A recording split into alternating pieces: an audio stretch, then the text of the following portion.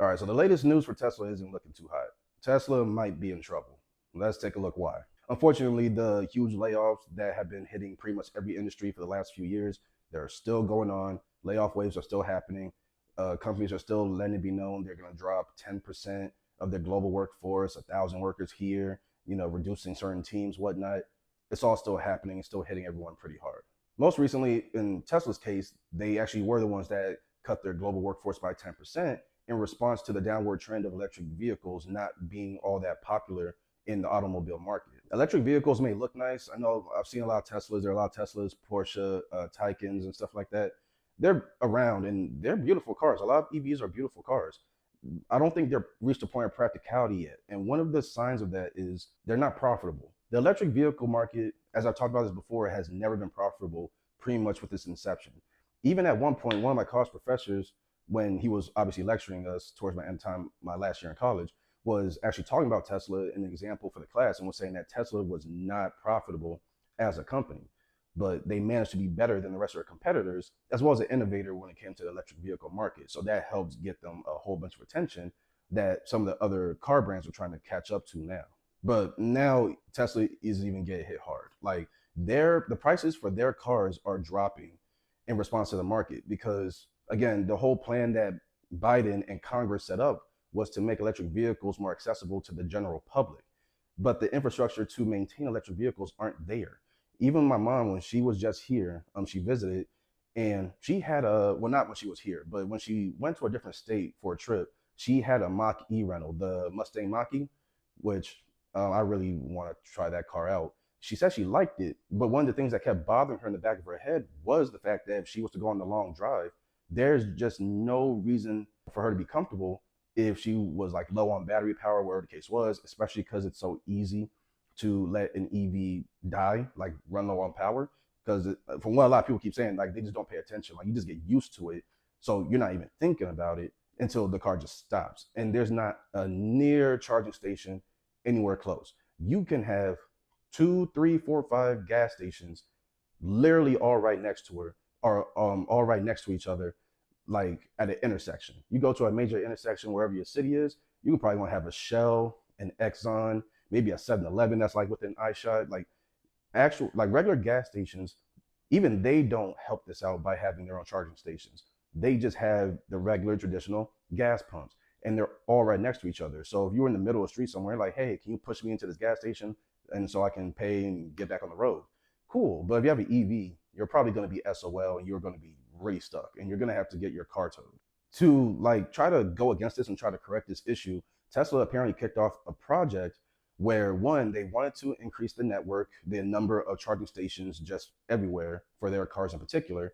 And then two, they were supposed to implement superchargers that will allow people to charge up their EVs even quicker because apparently EVs do take a good amount of time to charge up depending on what car you're talking about. But in general, they do take a certain amount of time. So Tesla wanted to implement superchargers that not only would work for their cars, but for their competitors' cars as well. So that again, in that case, if you're doing a long drive and you and multiple people need to charge the EVs, it won't be nearly as long of a wait because let's just throw a number out there. I don't know the average charging time for an EV from empty to full, but let's just say for the sake of argument, it takes someone 30 minutes to completely charge an EV. Cool, but if you have like a line of people, like 5 people in total, waiting to charge their EVs after you, that's easily a couple hours long wait for everyone else in line, especially like closer to the back of the line. That's people are not going to be happy about that. So in multiple ways, it just doesn't work and it's not good. So Tesla was trying to correct this. And this was a good idea because it gave Tesla and gives Tesla a monopoly on not the EV market, but the network of charging stations, primarily when it comes to the superchargers. So if and when the superchargers are implemented and functional, which might make EVs more attractive, Tesla is going to have their name all over the place. There's not going to be really a reason for other electric vehicle manufacturers to implement their own charging stations for their models because Tesla is going to have superchargers that services all car brands. So when I say that they'll have a monopoly on it, I'm saying that they're going to be the main ones, if not the only one in the market that has like that type of benefit that everyone can use, which obviously gives Tesla more attention, which should give them more money. But here's where the whole layoff thing came into play. Not only did Tesla cut their workforce, apparently one of the teams or the main team that took a hit was the supercharger project team, which hinders the project. Like the whole point of expanding the charging station network as well as implementing the superchargers was is going to give them a monopoly and make, in the long run, I would imagine make them more profitable and make them still like on top of the EV market, because their charges will service everybody. It will service the Ford EV trucks and the Mach-E's and the Porsche Taycans and all that stuff. It'll service all of those. So not only did they cut their workforce, but one of the teams that took the biggest hits is the team that's supposed to be directly responsible for their long-term success later on. And one of my homeboys works for Tesla, and Elon Musk doesn't seem to be too phased by this whole thing. It's kind of like, so the whole mentality is now that the project will continue and the expansion of the charging station networks will continue, but it will just take longer, which is fine. That probably gives them more time to maybe upgrade it in a certain type of way, find bugs and things and to fix them, just to get it done more correctly, right? So them doing it slower is not inherently a bad thing, but at the same time, I have to question, if this is something that's supposed to be advantageous to Tesla as a brand, why did they hinder themselves when this is like the top project on their list right now? Right now, the supercharger project is like the number one thing on their priority list. Why would you hinder yourself by hitting the team that's supposed to be working on this project? It's very weird.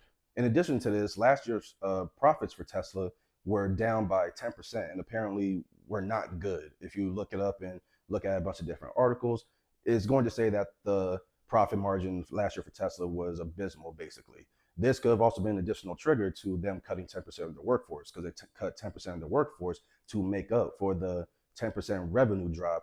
Maybe that helped balance things out financially.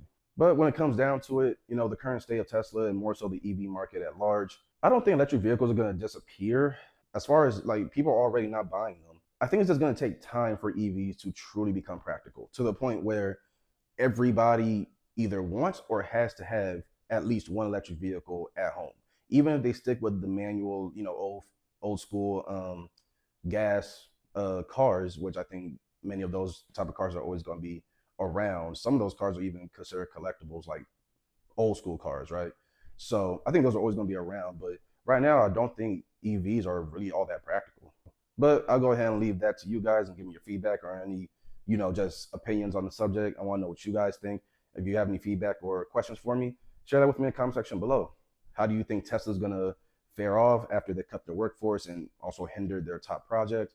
Do you think the electric vehicle market eventually is going to be strong and actually be profitable? And the only one that's not going to actually make money from EVs is Tesla. Because right now, yeah, their prices are dropping, but they're the main brand that has actually at some point started actually making money from their cars. So when it comes to that, like, do you think EVs eventually are going to become top notch and everyone would make that shift? Do you think it's even worth to have an EV these days, especially in certain parts of the country? Is Tesla possibly going downhill? I don't think so. But again, go ahead and share your opinions with me in the comment section below. I'll see you guys in the next one. Later.